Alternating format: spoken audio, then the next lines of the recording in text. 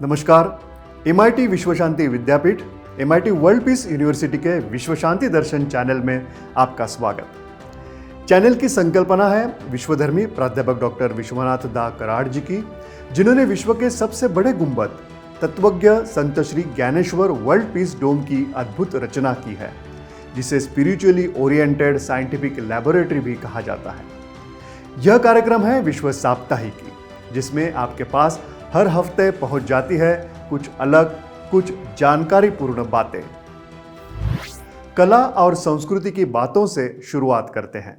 अगर आप मेले में जाना पसंद करते हो तो आपको फरीदाबाद के सूरज कुंड मेले के बारे में जरूर पता होगा। मेरे ख्याल से तो एक बार इसे जरूर देखना चाहिए।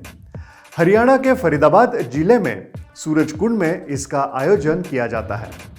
भारत के सबसे बड़े हस्तशिल्प मेलों में से एक सूरज कुंड मेला माना जाता है।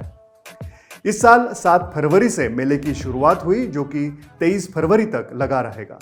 यहाँ देश भर के कलाकार जैसे कि शिल्पकार और हस्तकला कलाकार एक साथ आते हैं।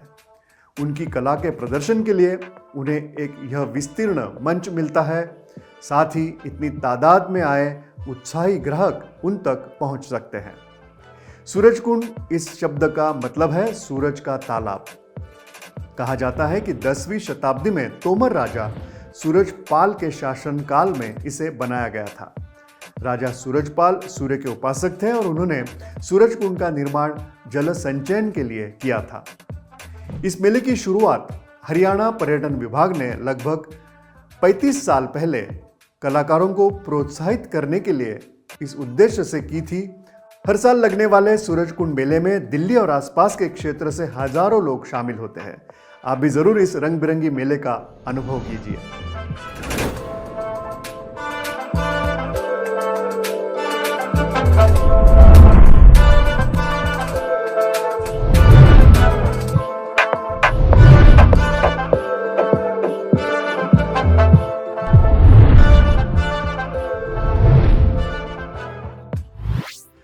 अब देखते हैं दूसरी ऐसी ही उत्साहपूर्ण बात करते हैं सर्कस की।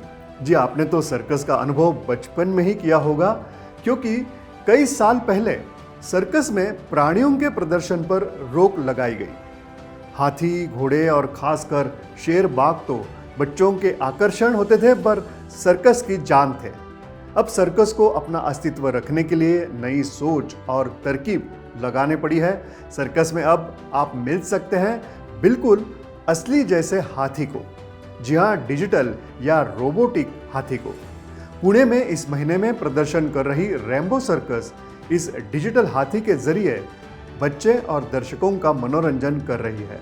हालांकि ऐसा डिजिटल हाथी केरल के एक मंदिर में बनाया गया और यह हाथी भी केरल में ही बना है। उसके ऊपर बैठा महावत उसे डिजिटली कंट्रोल करता है। अब वह दिन दूर नहीं कि सर्कस के आकर्षण रहे दूसरे प्राणी भी जल्द ही सर्कस में दिखाई देंगे। मगर सावधान, इस तरह की नई टेक्नोलॉजी की वजह से शायद रास्तों पर या जंगल में भी डिजिटल प्राणी दिखाई दिए तो अचरज की बात नहीं होगी। चलते हैं विज्ञान और तंत्रज्ञान की ओर। आजकल हम AI यानी कि आर्टिफिशियल इंटेलिजेंस का अनुभव कर रहे हैं, लेकिन 1996 में ही AI ने अपना कमाल दिखाया था। जब कंप्यूटर का दौर शुरू हुआ तो इंसानों ने इसे अपने लिए बड़ा खतरा माना। इसे लोगों की क्षमता पर संदिग्धता भी आ गई, लेकिन कंप्यूटर पहले से ज़्यादा पावरफुल बनते रहे और बात कंप्यूटर से आगे बढ़कर सुपर कंप्यूटर तक आ गई। 1996 में IBM ने दुनिया के सामने डीप ब्लू सुपर कंप्यूटर लाया। यह पहला कंप्यूटर था जिसने पहली बार किसी चेस वर्ल्ड चैंपियन को गेम में हराया। अमेरिका के फिलाडेल्फिया में डीप ब्लू और रूसी ग्रैंड मास्टर गैरी कास्परोव के बीच में यह मैच हुआ। वह दिन था 10 फरवरी 1996। आज हम AI, ChatGPT और DeepSeek की प्रगति देख रहे हैं। DeepSeek एक advanced open source AI system है। OpenAI के ChatGPT अब तक सराहा जाता था। उसे पीछे छोड़ते हुए ऐप स्टोर पर DeepSeek एक टॉप रेटेड और फ्री ऐप माना गया है। DeepSeek अचानक पिछले महीने में यह कामयाबी हासिल करके दुनिया के नज़र में आ गया है। खासकर अमेरिका और सिलिकॉन वैली का ध्यान उसने अपनी ओर खींचा है। इससे दुनिया में हलचल मच गई और कहा जाता है कि सिलिकॉन वैली को एक तरह से डीप सिक से चुनौती मिली है।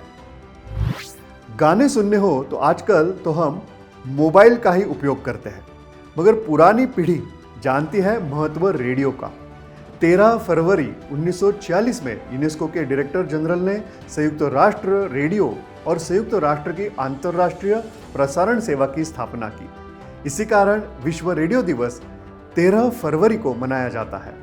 2011 को इस दिवस को मनाने का निर्णय लिया गया था। यह दिन लोगों को रेडियो के महत्व के बारे में, उपयोग के बारे में जागरूक करने के लिए मनाया जाता है। आपको एक बात कहता हूं कि अगर आज भी रेडियो के प्रसार के लिए यह दिन मनाया जा रहा है तो आपको भी उसे अब कभी कभी तो अपनाना चाहिए और सुनना चाहिए। थोड़ा सा झांक लेते हैं इतिहास में।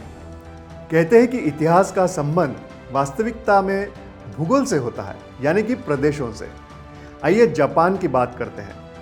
पौराणिक मतानुसार सम्राट जिम्मू ईस्वी सन पूर्व 660 में राज्य सिंहासन पर बैठे और वहीं से जापान की कहानी आरंभ हुई।